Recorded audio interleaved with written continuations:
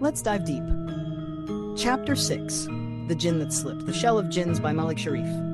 Captioned illustration. Neural Jihan, the Pontianak reborn, first of the 1001 Djinns. Ferio didn't sleep that night. His mother called the hospital, but Ferio refused to go. He told her he couldn't explain what had happened, only that he wasn't hurt. She didn't press, though the fear never left her eyes.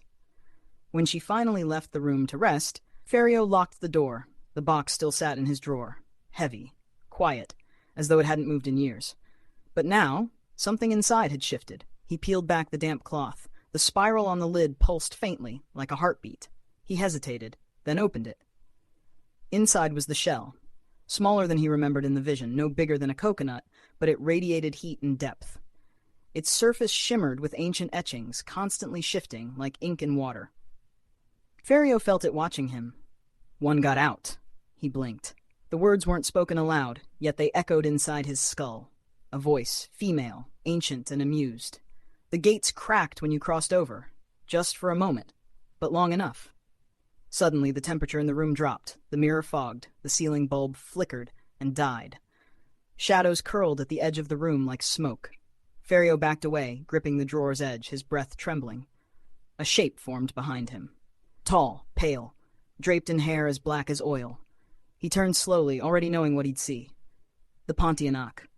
She stood by the window, her feet not touching the ground, her mouth twisted in a half-smile, sharp teeth peeking through blood-red lips. The scent of frangipani and rotting fruit filled the air. Ferio couldn't move. "Kazim's blood," she whispered.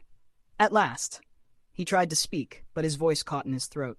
"Do not fear me, child, not yet. I was bound once. Now I am curious."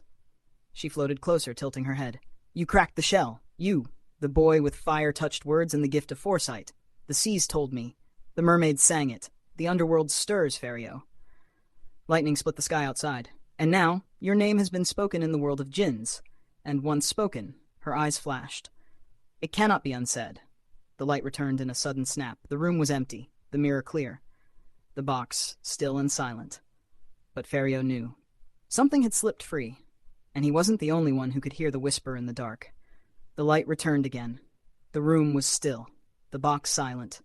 But Ferio no longer trembled. Where there should have been fear, there was calm.